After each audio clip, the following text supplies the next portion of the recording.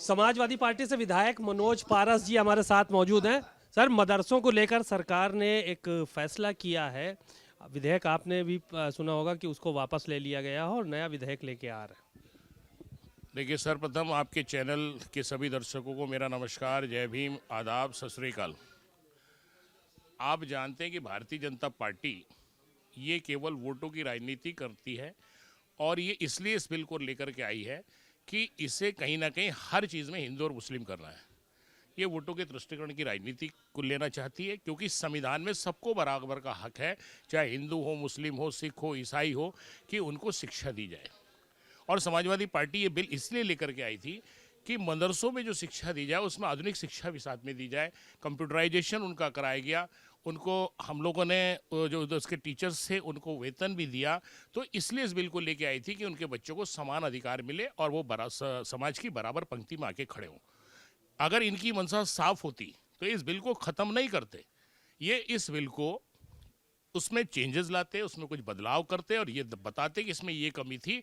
और हम इस मुस्लिम अल्पसंख्यक समाज के मदरसों को भी साथ लेके चलना चाहते हैं, इन बच्चों को साथ लेके चलना चाहते हैं। कल आपने देखा वंदे मातरम पर चर्चा थी, वहाँ पर भी मकसद चाहे हिंदुस्तान की लोकसभा का मामला हो, चाहे विधानसभा का मामला हो, आज 150 वर्ष बाद वंदे मातरम पर चर्चा का क्या औचित्य है। जिन लोगों ने जब हिंदुस्तान की आज़ादी की लड़ाई लड़ी जा रही तब वंदे मातरम नहीं गाया, अपने कई वर्षों तक आरएसएस के ऑफिस पर राष्ट्रीय ध्वज नहीं लहराया, आज वो वंदे मातरम की बात करते हैं। अरे वंदे मातरम तो हम लोग ने गाया है, हम इस देश के बाशिंदे हैं, हम लोग आर्यन हैं, हम ओरिजिनल देश के रहने वाले हैं। इस देश की कुर्बानी में हमारी कुर्बानी, मुस्लिम्स की कुर्बानी, सिखों की कुर्बानी है। इनका कौन सा नेता कुर्बान हुआ ये बताएं, जिसने इसने इस आज़ादी की लड़ाई को लड़ा हो। इसलिए सिर्फ और सिर्फ इन्हें मुस्लिम्स का तुष्टिकरण करना है, उन्हें बेइज्जत करना है, इसलिए ये लोग इस तरह के बिल लेकर के आते हैं। मैं कहना चाहता हूँ, समाजवादी पार्टी की सरकार 2027 में अगर आएगी तो हम अपने राष्ट्रीय अध्यक्ष माननीय अखिलेश यादव जी से इस बिल को पुनः स्थापित करने का काम करेंगे, जिससे अल्पसंख्यक समाज के बच्चों को शिक्षा मिल सके, आधुनिक शिक्षा मिल सके। चलिए, धन्यवाद बहुत बहुत।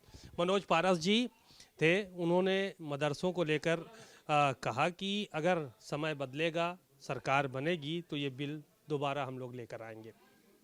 कैमरामैन मेहदी हसन के साथ सीमा नकवी, भारत समाचार, लखनऊ।